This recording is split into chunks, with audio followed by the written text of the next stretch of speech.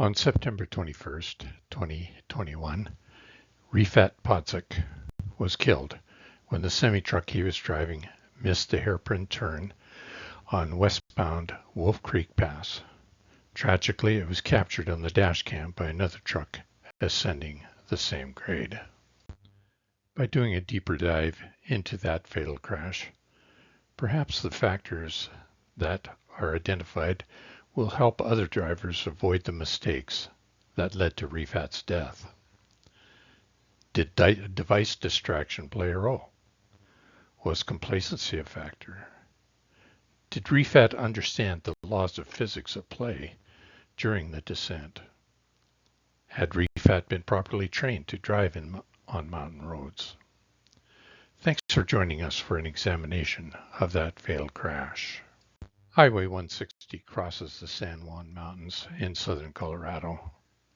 The westbound descent is particularly dangerous because there is a hairpin turn located 6.2 miles below the summit on a 6.5% downslope.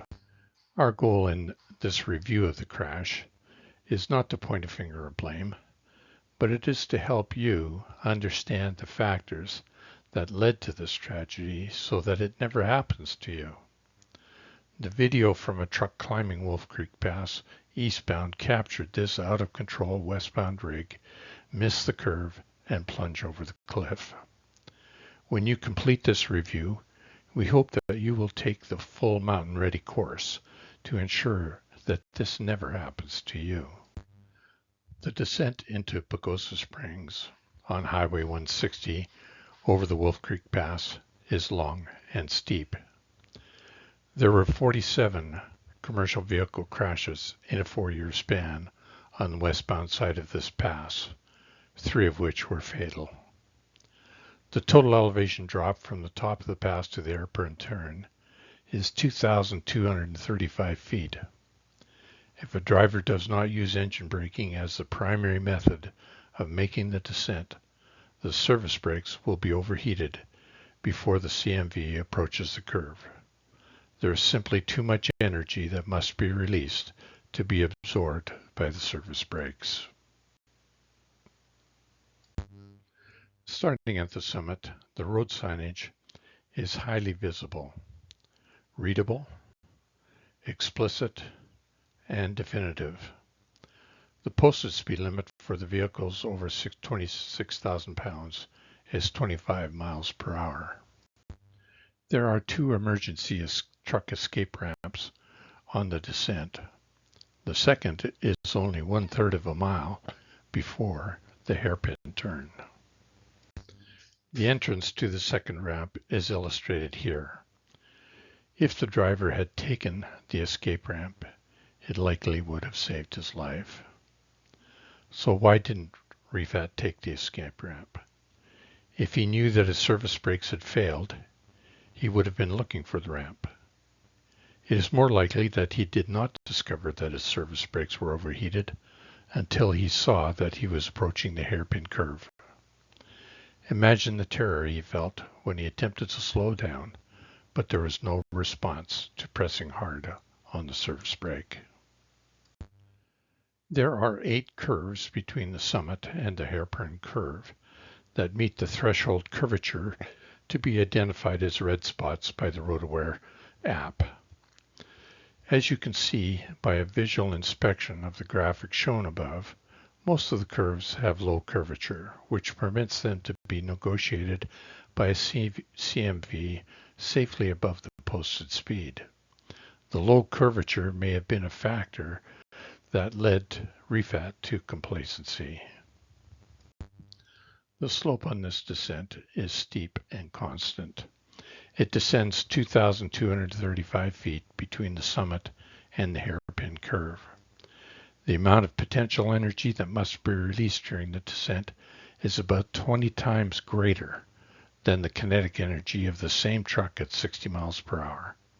Yes, your service brakes are powerful and will decelerate your rig from 60 miles an hour to a stop in about 10 seconds, but they cannot do that 20 times in quick succession. One of the benefits of the road-aware in-cab alerting system is that the driver will receive audible and visual alerts, including recommended safe speeds for the slope and the curves. The calculated safe descent speed is specific to the gross vehicle weight, the braking horsepower of the engine, and the degree of slope.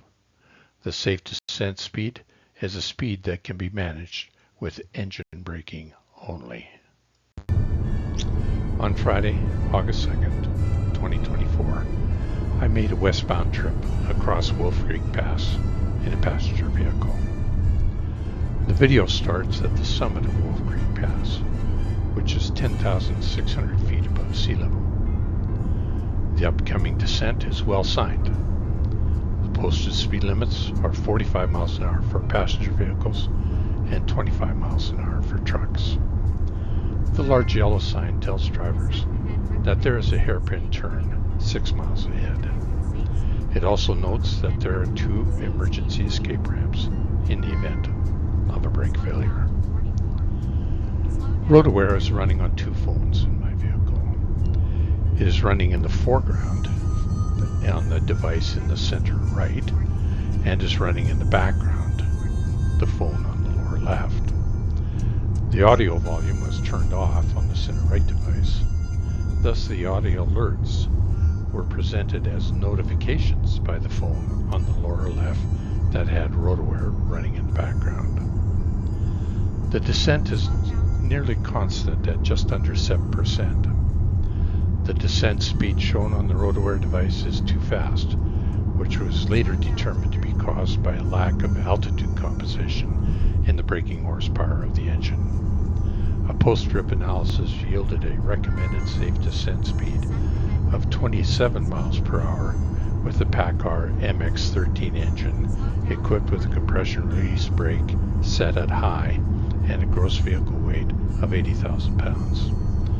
Altitude compensation is now being added to RoadAware, which will then automatically calculate a recommended safe descent speed that reflects the reduction in power of the compression release brake when it is operating at high altitudes. Only a few curves on the highway are tight enough that the recommended safe speed for the curve is less than the descent speed. When that occurs, the lowest safe speed is presented along with an appropriate audio notification. The second emergency escape ramp is just 1/3 of a mile before the hairpin turn. Thus, if a driver has overheated the surface brakes, the driver has the option of taking the escape ramp to avoid a crash. We are not sure why Mr. Podzik missed this opportunity. He may not have tried to slow his rig until after passing the entrance to the escape ramp, but when he approached the hairpin turn at 60 miles an hour, he had no chance of avoiding tragedy.